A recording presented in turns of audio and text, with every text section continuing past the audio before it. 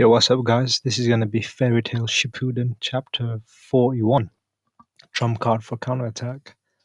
So let's see what this chapter is all about. Alright, so it's loading for me. Just give me a second. Alright. Oh, it's quite slow. What the heck? Okay, here it is, processed. So we got the saber-tooth girl. I forgot what she's called, but she's cooking something. She's cooking something nice, and there's a lot of love hearts coming out. So I wonder what she's cooking for, you know? All right, let's go. Fairy Tail's battle is raging all over the place. The next opponent is... What was that quake just now? An orb has been destroyed. Oh, okay, so this is Julia and Grey. They defeated the lightning trio and they tied them to a rope. But there's an earthquake and they run into Kana, all right? But she's drunk. So that's going to be quite a thingy. So it's kind of funny how Grey's goes for the one hit and she's kind of has that drunken unpredictableness. It's quite a cliche thing that I've seen quite a lot. Mm. And it's kind of funny in this one part because she has what she fairy glitter, and because she's drunk, she's about to unleash fairy glitter on Grey. And the thing about that move is it's quite a devastating move. Even though Kana's not that strong herself, the move itself is very powerful. And but then before she unleashes it, Lucy comes in time and uses Ares' special trait is fluffiness, and with that she kind of covers Kana in some wool, so she can't use so she can't chant out the words to activate the spell. Mm.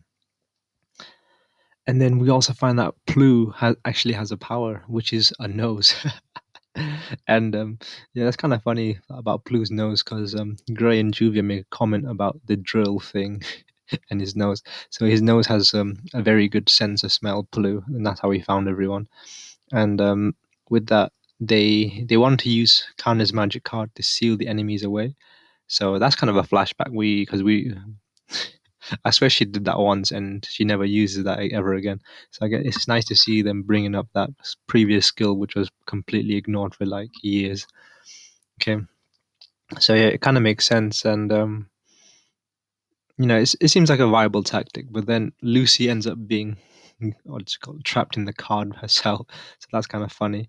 And then Kana kind of wakes up, and yeah, she seems like she's actually back to her normal self, and she was never under hypnosis because she was so drunk.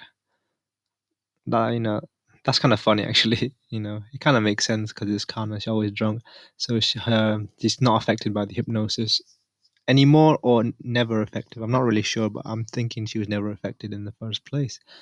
Okay, actually, Lucy says it here. Does that mean she wasn't controlled in the first place because she was drunk? Hmm. And then they kind of scream at her about the fairy glitter, and with that, a new ally has been formed. That's pretty cool. All right, and then we kind of switch over to Loxus and the the sword dragon. I think that's who she is. Yeah, Loxus and them have a fight, and her have a fight. And with this, Loxus says some pretty badass things here. He doesn't talk about strength, and he acknowledges, sorry, I don't have that, but I am in a guild because I am weak, and if I don't think about, but I don't think that's a bad thing either. Okay, and he just completely one shots her. It's fine to be weak in front of your friends, and it's fine not to push yourself too far. The Urza might find that part tricky. So, typical fairy tale friendship speech in a different phrase. It was just phrased differently. That's literally what Laxus says in this thing. But he managed to beat her. That, it's kind of weird power scaling wise. Does that mean he's stronger than Urza? Because Urza technically lost to her in the first place. But with that, Laxus has beaten her. That man had that much strength, but he has a weak heart. I think I might have fallen for him. Like, what the heck? Oh yeah, she's called Kira, the Blade Dragon. So we have another girl who's fallen for the stud.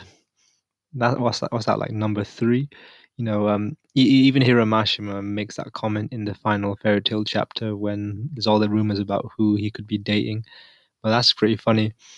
So yeah, another one to his harem, I guess. Locke's harem is definitely stacking up.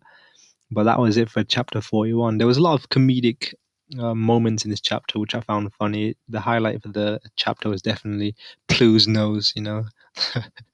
Yeah, he actually has a nose, you know, that carrot thing. That's kind of funny how they make a reference of that. But apart from that, this was a pretty good chapter. I did enjoy it quite a bit, and I can't wait for the next one. Bye.